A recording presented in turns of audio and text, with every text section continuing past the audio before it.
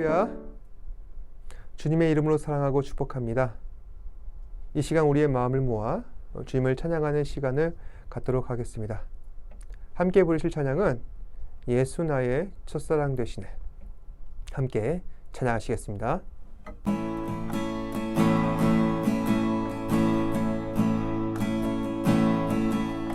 예수 나의 첫사랑 되시네. 첫사랑 지존자 되신 그리스도 예수 찬양하리. 보좌 앞에 나의 삶이 향기로운 제사로 주께 드려지기 원하네. 예수 나의 첫사랑 되시네. 첫사랑 지존자 되신 그리스도 예수 찬양하리. 보좌 앞에 나의 삶이 향기로운 제사로 주께 드려지기 원하네. 오직 주만 바라보며 나의 삶을 드리네. 다른 길은 찾지 않으리. 나의 온전한 열정과 나의 찬양 대신에 주의 길을 따라가리라. 예수 나의 첫사랑 되시네. 내 첫사랑 지존자 되신 그리스도 예수 찬양하리. 보좌 앞에 나의 삶이 향기로운 제사로 주께 드려지기 원하네. 오직 주만 바라보며 나의 삶을 드리네. 다른 길은 찾지 않으리. 나의 온전한 열정과 나의 찬양 대신에 주의 길을 따라가리라. 오직 주만 바라보며 나의 찬양 드리네. 다른 길은 찾지 않으리. 나의 온전한 열정과 나의 찬양 대신에 주의 길을 따라가리라.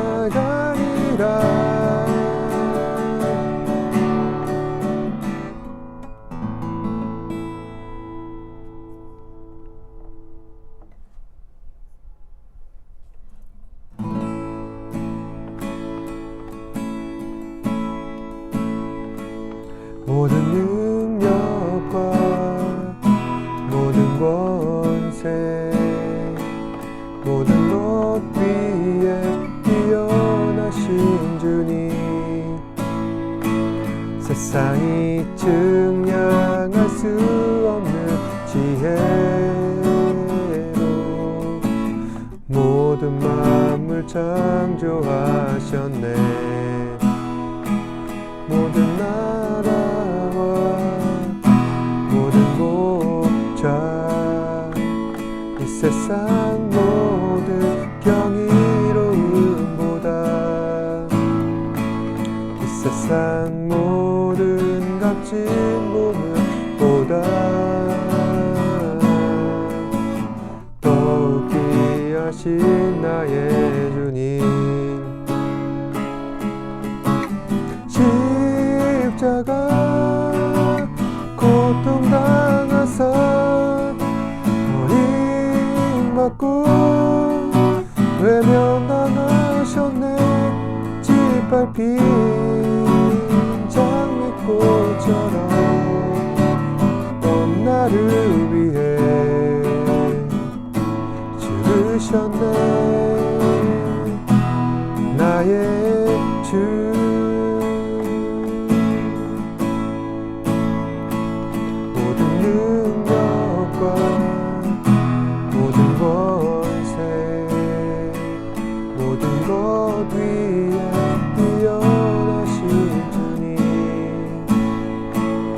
세상이 증량할 수 없는 지혜로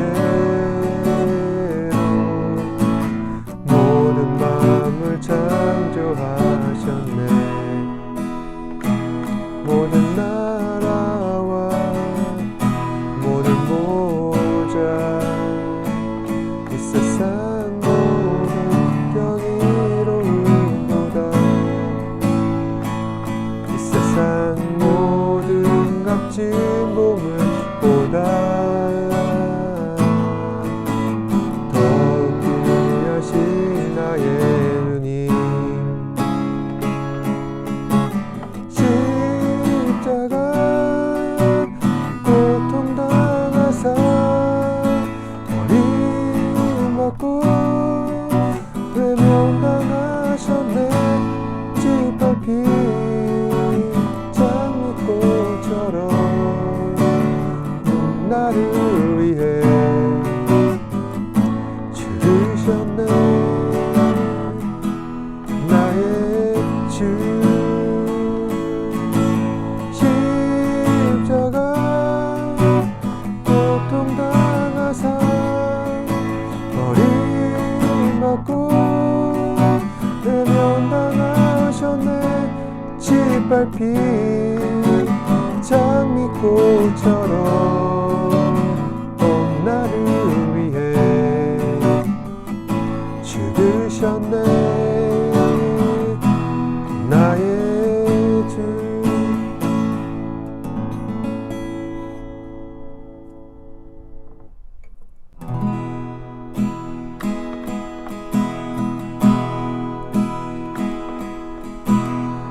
주님만이 나를 아시네. 내 모든 삶 주가 만지시네. 주님 앞에 예배하는 이에게 그 은혜를 부어 주시리. 주님만이 온 땅의 소망 내 삶 속에 유일한 자랑이라. 주님 앞에 기도하는 이에게 그 은혜를 주시리. 만왕의 왕 나를 기르시는 목자요.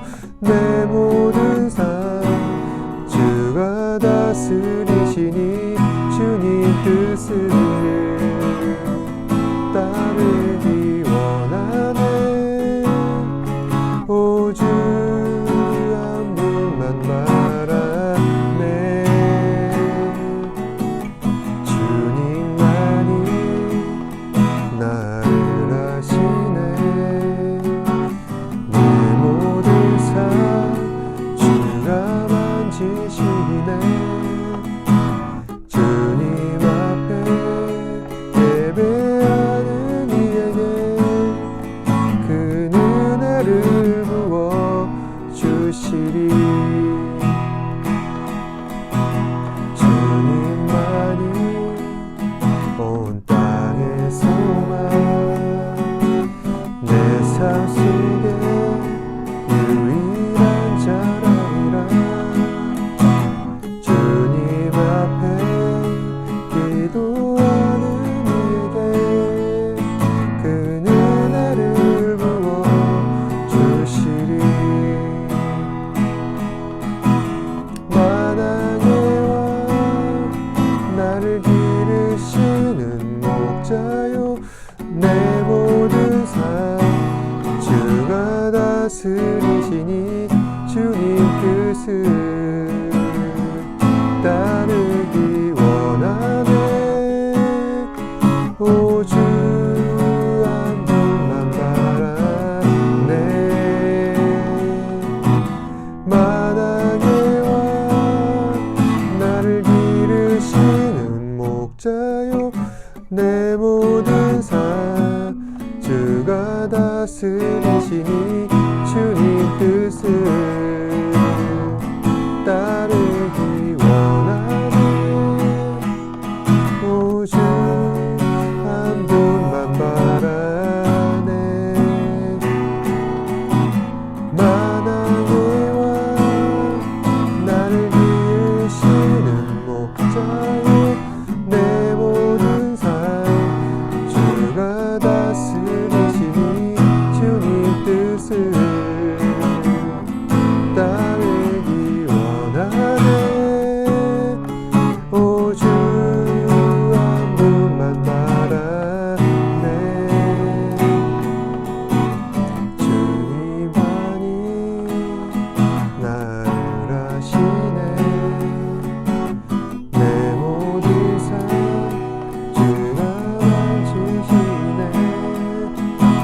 주님 앞에 예배하는 이에게 그 은혜를 부어 주시리. 주님만이 온 땅의 소망 내 삶 속에 유일한 자랑이라. 주님 앞에 기도하는 이에게 그 은혜를 부어 주시리.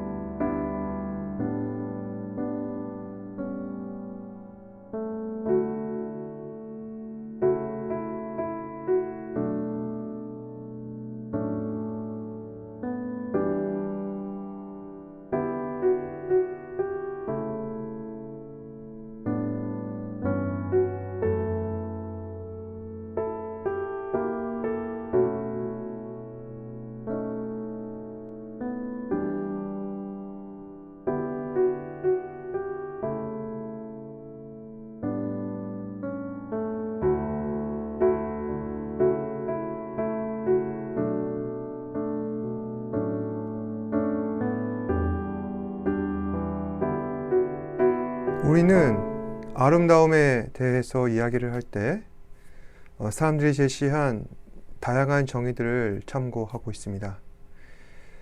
어떤 사람은 외적인 아름다움을 어떻게 표현할 것인가 고민을 합니다.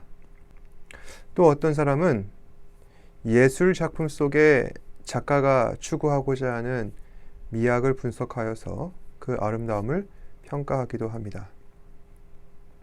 하지만 조금만 더 생각해 보면 진정한 아름다움이란 아직 우리 인생 가운데 잘 드러나지 않은 특정한 영역들 속에 더 많이 감추어져 있는 것일지도 모른다는 생각이 듭니다. 얼마 전 튀르키예 대지진 그리고 인도 대참사가 있었습니다. 그로 인해 많은 사람들이 희생당하고 사고 현장을 보면은 그 끔찍하고 참혹한 간격들이 펼쳐지고 있지만 한 사람의 생명이라도 더 구하고자 애쓰고 수고하는 도움의 손길들을 보면 그 모습이 아름답다라는 생각이 듭니다. 이처럼 진정한 아름다움이란 보이는 곳보다 보이지 않은 곳에 더 많이 존재하고 있는지 모르겠습니다.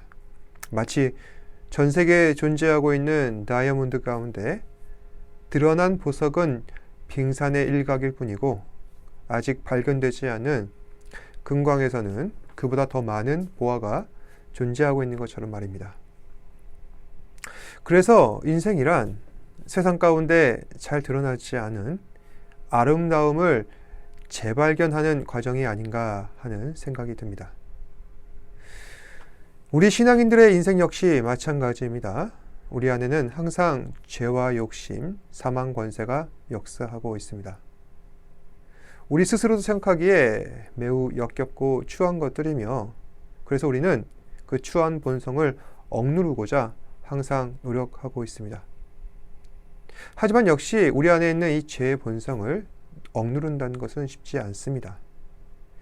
주께서 말씀하신 것처럼 우리는 죄 가운데 태어났고 그로 인해 날마다 유혹과 시험에 시달리고 있습니다. 그럼에도 불구하고 이런 우리의 모습이 어디가 사랑스러우신지 하나님께서는 우리를 향해 우리를 존귀하게 여기시고 나의 모든 즐거움이 우리에게 있다 말씀하고 계십니다. 이처럼 하나님께서는 왜 우리를 사랑하고 계시는가? 그것은 바로 우리가 성도이기 때문입니다. 부족하고 연약하지만 그럼에도 하나님께서 지명하신 단 하나의 구원의 길, 그리스도의 길을 가려는 성도이기 때문에 하나님께서는 그걸 보시고 하나님께서는 우리를 특별히 사랑하신다는 것입니다. 자격 없지만 믿음의 길을 가는 성도를 하나님께서 사랑하신다. 이런 사랑을 우리는 표현을 할 때 하나님의 주권적인 사랑이라 표현하고 있습니다. 오늘 본문은 이처럼 하나님의 주권적인 사랑의 시선으로 하나님께서 우리를 바라보실 때 얼마나 우리가 사랑스러운지 그 주권적인 하나님의 사랑에 관해 술람미 여인과 그 남편 간의 사랑 노래를 통하여서 우리에게 이 말씀은 은유적으로 전하고 있다는 사실입니다. 먼저 본문 전체를 보시면은 7장 1절부터 9절 말씀까지 술람미 여인의 남편은 자신의 아내의 외적인 아름다움을 다양한 시선을 통하여 조망하고 있습니다. 전에도 말씀드렸지만은 히브리 문학에서는 사람의 몸을 묘사함으로 하나님 사랑의 시선을 나타내는 오늘 본문과 같은 이러한 시적인 은유 기법을 와츠프라고 합니다. 와츠프는 인간이 가진 아름다움에 대한 하나님의 관점입니다. 그래서 사람의 시선에서는 하나님께서 주목하시는 이러한 인간의 아름다움이 잘 보이지 않습니다. 그래서 하나님 보시기에 정말 아름다운 사람들이 이 세상 가운데 분명히 존재하고 있는데 그럼에도 세상은 이러한 하나님의 사람들의 아름다움을 인정하고 있지 않습니다. 그럼 하나님께서는 하나님의 사람들의 그 아름다움이 무엇이 아름답다 하시는가? 오늘 본문을 통해 함께 살펴보도록 하겠습니다. 우선 본문에 등장하고 있는 술람미 여인의 남편은 아내와 재회를 한 후 술람미 여인에게 나를 위해 기쁨의 춤을 함께 추자 요청하는 장면입니다. 아가서 6장 13절에 보시면은 돌아오고 돌아오라 술람미 여자야 돌아오고 돌아오라 우리가 너를 보게 하라 너희가 어찌하여 마하나임에서 춤추는 것을 보는 것처럼 술람미 여자를 보려느냐. 여기서 마하나임이란 과거 야곱이 하나님께서 지명하시는 가나안 땅으로 돌아갈 때 야복강 근처에 있었던 마하나임 지역을 지칭하는 겁니다.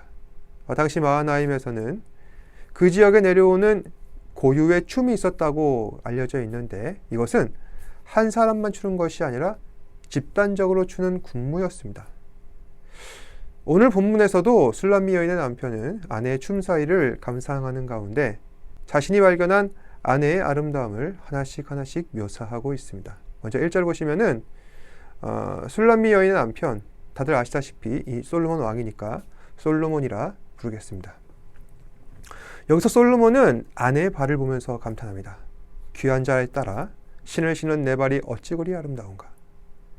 여기서 솔로몬은 그 여자의 발을 아름답다 하는 것도 있지만 중요한 것은 춤을 추는 그 신부의 발의 스텝이 아름답다 이야기하는 겁니다.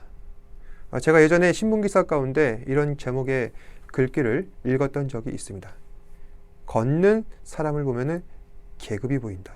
간략하게 정리하자면은 역사적으로 보았을 때 걸음에 대한 사람들의 인식에 있어서 시대적인 차이가 있어 왔다는 것입니다. 예를 들어 중세 유럽 사회에서는 말을 탄 사람들이 주로 귀족이었습니다. 반면에 걸어다니는 사람들은 주로 평민입니다. 그러다 보니 궁정 안에서 귀족들이 걸어다닐 때 평민들과 다르게 보이고자 부단히 노력했다는 것입니다. 그래서 그들만의 걷는 예법을 만들어내고 또 거리를 할 때 어떠한 소품과 화장을 해야 하는지, 그리고 걸음걸이 하나에도 자신의 계급과 신분을 나타내고자 다양한 방법을 고민했다는 것입니다. 본문에서도 말하는 이 신을 신은 내 발이 아름답다라는 말도 다른 사람들이 잘 알아채지 못하는 그 사람의 그 고귀한 사람으로서의 작은 차이, 그의 발걸음, 스텝을 이야기하는 것이라 할 수 있습니다. 그러니까 이 의미를 우리에게 적용하자면은 신자로서의 착한 행실, 세상과 구별된 말과 행동, 구원받은 자로서 우리가 가져야 하는 독특한 가치관이 바로 이러한 발걸음, 그리고 고귀한 사람으로서의 차이라 할 수 있습니다. 그런데 술람미 여인은 솔로몬이 보기에 이러한 모습이 있었다는 것입니다. 2절 보시면은 배꼽은 포도주를 가득히 부은 둥근 짱 같고 허리는 백합화로 두른 밀당 같구나. 이제 솔로몬의 시선은 술람미 여인의 발에서 그녀의 허리로 이어집니다. 먼저 그 배꼽은 포도주를 가득히 부은 둥근 짱 같다 라는 이 표현에 대해서는 먼저 우리는 배꼽이 주는 이미지를 상상해 볼 수 있습니다. 배꼽이란 이 땅에 아이가 태어날 때 어미와 한 몸으로 이어주는 탯줄이 있었던 장소입니다. 다시 말해 배꼽이란 두 대상 간의 관계를 나타내는 말입니다. 그렇다면 여기 이 술람미 여인의 배꼽은 사랑하는 남편 이 솔로몬과의 관계를 말하고 있습니다. 그렇다면 그 배꼽에 포도주를 가득히 부은 둥근 잔과 같다. 이 말은 그 관계가 아름답고 향기롭고 풍성하다는 것을 말합니다. 또 그녀의 허리는 마치 백합화로 두른 밀단 같구나. 밀단이란 추수가 끝난 다음에 타작 마당에 쌓아놓은 곡식단을 말합니다. 그런데 오늘 본문을 보시면 이 밀단은 단순한 밀단이 아니라 백합화로 두른 밀단이었습니다. 당시 중동에서는 수확기가 되면은 사람들이 함께 모여 풍년을 축하하기 위해 밀단을 타작 마당에 쌓아 백합화를 두르고 춤추고 노래하는 풍습이 있었다고 합니다. 다시 말해 백합화로 두른 밀단이란 풍성한 기쁨을 상징하는 것입니다. 따라서 2절 말씀이 의미하는 바는 하나님과의 풍성한 영적 관계를 통해 우리가 누리는 참 기쁨과 즐거움, 그것이 우리 안에 나타날 때 하나님께서는 그런 우리를 사랑스럽고 아름답다 하신다. 3절 보시면은 두 유방은 암사슴의 쌍태와 같고, 또 4절 보시면은 목은 상아 망대 같구나. 눈은 헤스본 바드라빔 문 곁에 있는 연못 같고, 코는 다메섹을 향한 레바논 망대 같구나.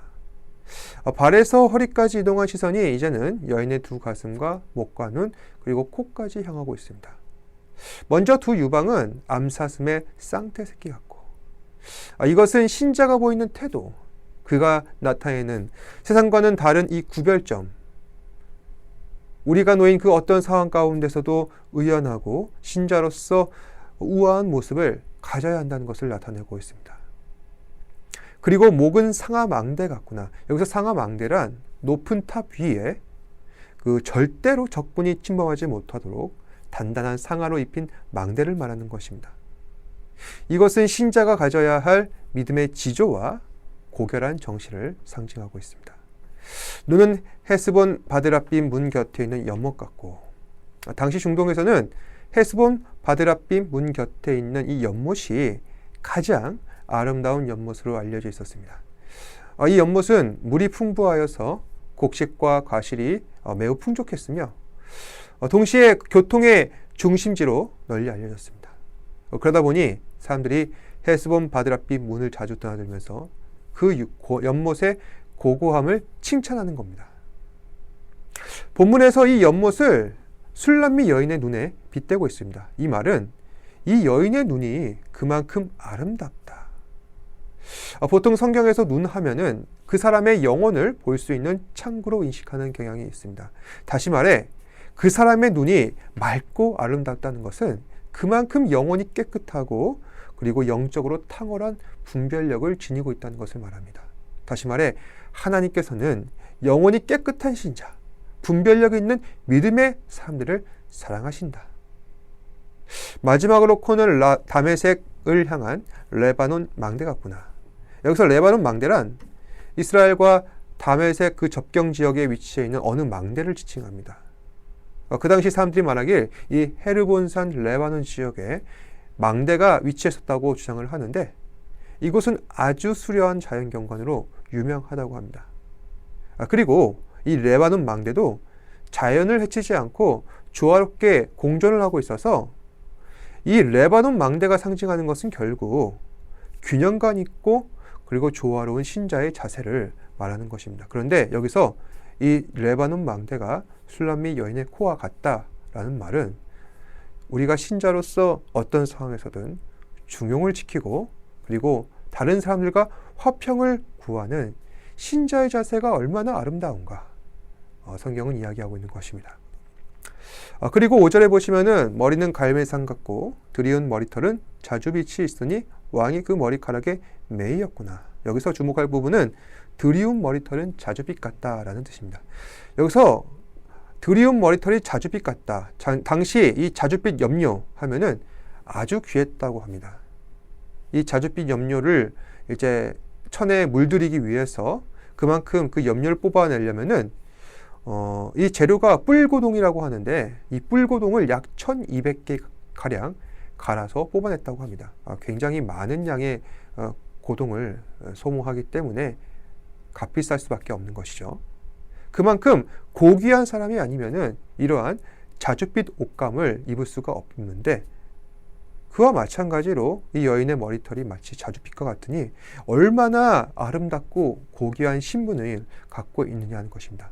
우리 신자의 신분이 바로 그러하다는 것이죠. 그리고 이제 솔로몬은 7절 말씀을 끝으로 여인의 신체에 대한 비유를 마치고 있습니다. 7절을 보시면은 내 키는 종려나무 같고 내 유방은 그 열매송이 같구나. 술람미 여인의 키를 지금 종려나무에 비유하고 있습니다.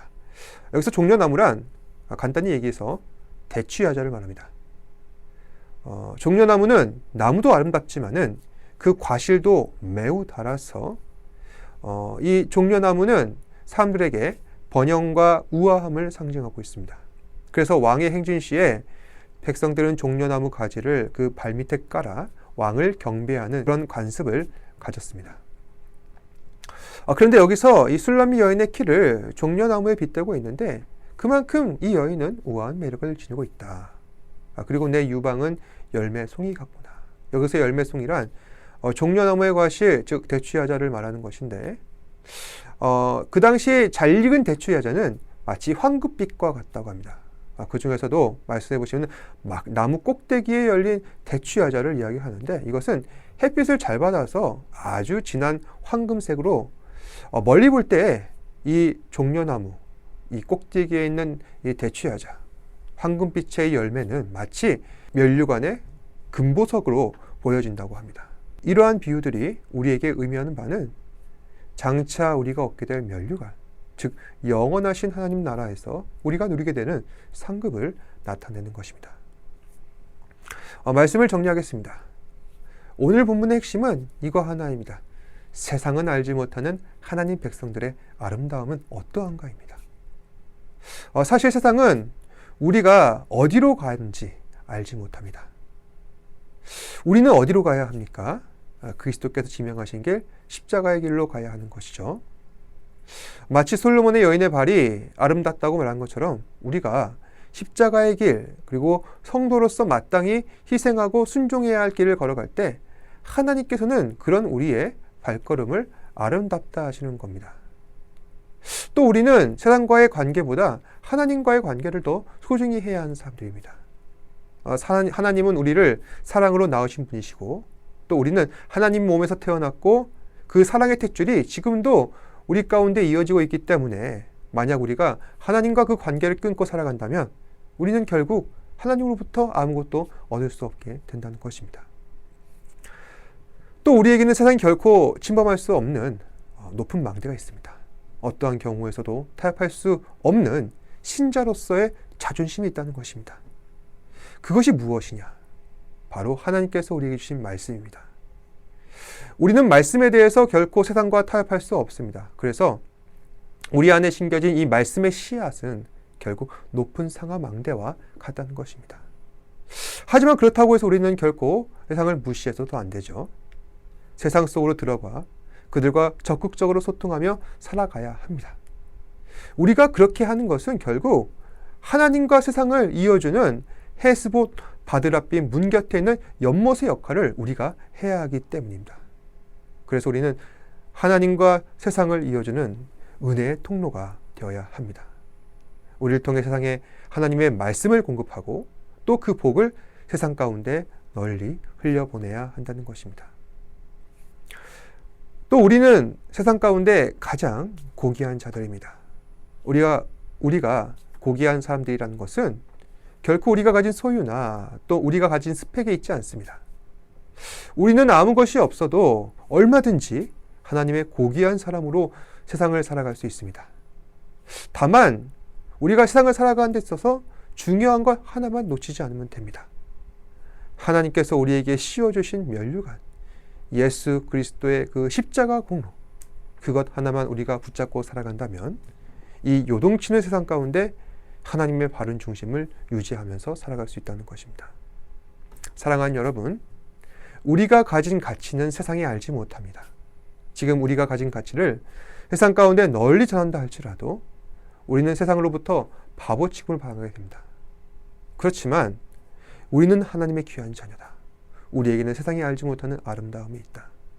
이 사실을 기억하시고 오늘 하루도 믿음으로 살아가셨으면 좋겠습니다. 그리하여서 하나님께서 우리에게 허락하신 이 아름다움을 우리 인생 가운데 나타내며 세상 가운데 선한 영향력을 펼치는 저와 여러분 되시길 주님의 이름으로 축복합니다.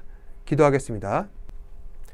사랑과 은혜가 풍성하신 아버지 하나님, 오늘도 우리에게 말씀의 은혜를 주셔서 우리의 삶 가운데 역사하시는 하나님의 위대하신 능력과 또한 권세를 깨닫게 하시고 또한 세상을 알지 못하던 참된 그 아름다움을 우리가 인식하게 하시며 그로 인하여서 하나님을 찬양하게 하신 것 감사합니다. 주님, 우리는 부족하고 연약하지만 주께서 존귀하고 아름답다 하십니다. 그것은 우리가 잘나서도 아니요 오직 하나님께서 우리에게 허락하신 주권적인 사랑 때문인 줄로 믿습니다. 이 주권적인 사랑을 잘 받아들이고 우리 가운데 하나님께서 기뻐하시는 열매를 거두어 주께서 우리의 삶 가운데 이룩하실 그 영광의 면류관을 받아 쓰고 하나님을 영광스럽게 섬기며 살아가는 우리 사랑하는 지체들 되게 하여 주시옵소서. 모든 것에 감사드리며 예수님 이름으로 기도드립니다. 아멘. 하늘에 계신 우리 아버지여, 이름이 거룩히 여김을 받으시오며 나라가 임하시오며 뜻이 하늘에서 이루어진 것 같이 땅에서도 이루어지이다. 오늘 우리에게 일용할 양식을 주시옵고 우리가 우리에게 죄 지은 자를 사하여 준 것 같이 우리 죄를 사하여 주시옵고 우리를 시험에 들게 하지 마시옵고 다만 악에서 구하시옵소서. 나라와 권세와 영광이 아버지께 영원히 있사옵나이다. 아멘. 힘을 내요 당신에게